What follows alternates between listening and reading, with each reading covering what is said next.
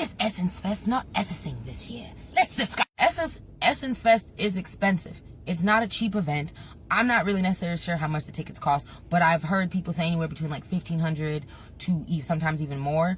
And so I feel like because the Essence Fest is also trying to like lure in the younger generation, they're not being mindful of the fact that like the younger generation isn't as established as the older generation, so they don't have the money to spend $1,500 on just like one single event. Like $1,500 for multiple events throughout the summer, that makes more sense than $1,500 for one event for the summer. Another reason why I think that it's not Essensing this year is because y'all waited too late to announce who was going to perform. Because Cowboy Carter announced its tour in February 2nd, 2025.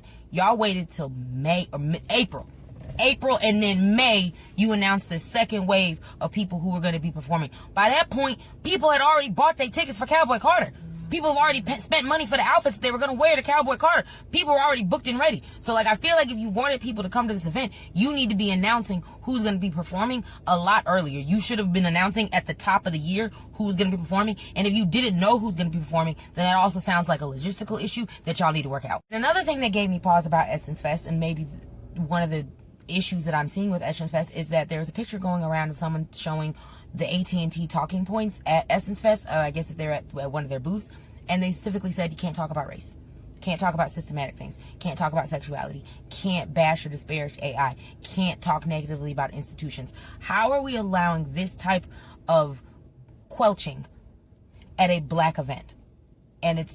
And I understand that Essence is no longer owned by black people. It is owned by Nigerian women, but there is a cultural disconnect here if we are not allowed to speak about blackness in black spaces. I want to talk about the ticket pricing again because it can be $1,500, but I've seen that some of the tickets run from like $194, about $200 some odd dollars to $500 some odd dollars. But the reason why I said $1,500 in the earlier part of the video is because there are people saying that they're charging for things now that they used to not charge for. Certain stuff that used to be free a few years ago is no longer free. So now when you add all of that together, plus what you're paying for the tickets and all the extra stuff that's in there that used to be free that's no longer free, it can equal out to about that much money. Biggest complaint that I've seen though is that there is a cultural disconnect between black Americans and Essence Fest.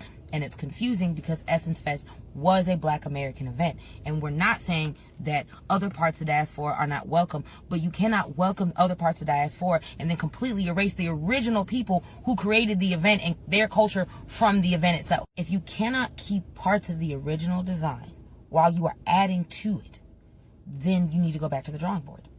If you cannot add parts of the diaspora without canceling out black American culture while doing that, then you need to go back to the drawing board because something is amiss. And that would be probably why vendors aren't wanting to show up, because they feel as though that is not their space anymore. And if it continues down this road, what's going to end up happening is it's going to get outsourced more to these people. And then pretty soon it will no longer be a black event. It will just be an event.